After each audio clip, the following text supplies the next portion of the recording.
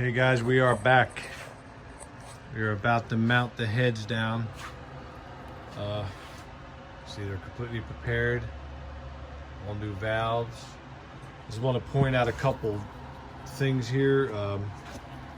Absolutely, under no circumstances, see if I got some background here, do not use cookie wheels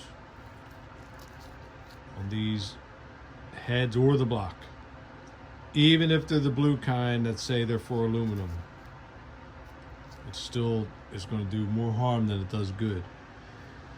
What I suggest you do, you see there's an old head gasket here, you know, it leaves little traces of the blue adhesive and all, and I had my boy John the other day, this one's already clean, but I had him lightly just taking off the blue crap, right?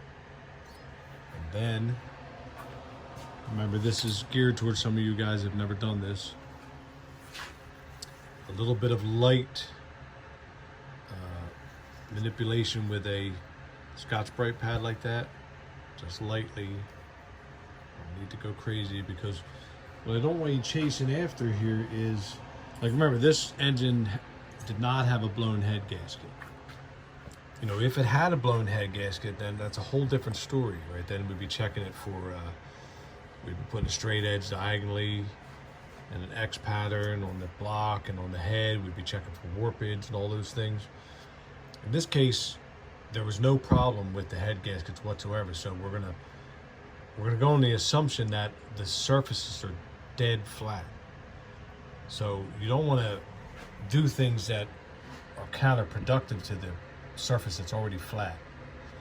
But you're going to notice, like, in here there's this tiny bit of pitting, and I know you guys can't see it on camera, but if you were to feel what I'm feeling, it's actually, you know, ever so slightly below the surface. I can feel with the edge of the blade there.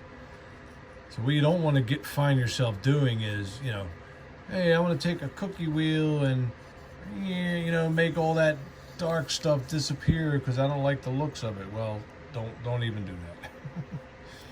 You know, the modern head gaskets, they have this factory applied sealant.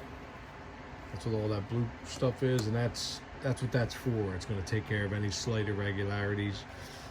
So they want, you know, even Felpro says they want these surfaces clean and dry. So don't try to add any extra sealants. Don't think you're helping the situation by doing that.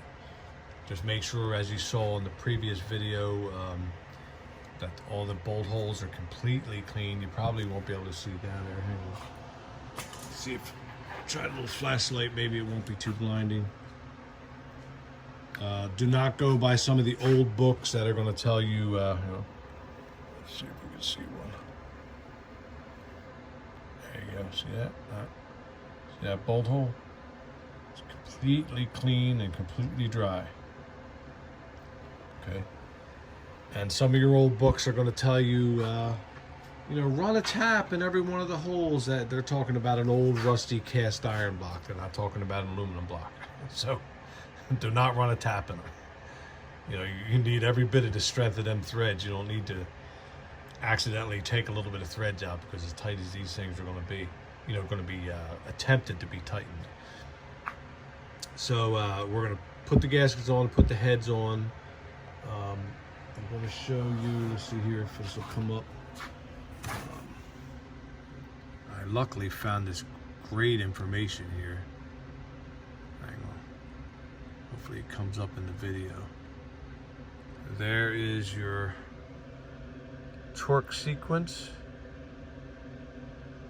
And somewhere in here it's going to tell you, take all the bolts on the first pass to 22 foot-pounds and then 150 degrees. And we'll get into that in a minute, what that actually means. For, you know, some of you guys don't know what they mean by that. Okay guys, I'm going to check out for a minute. Be back on when we're actually torquing the head bolts.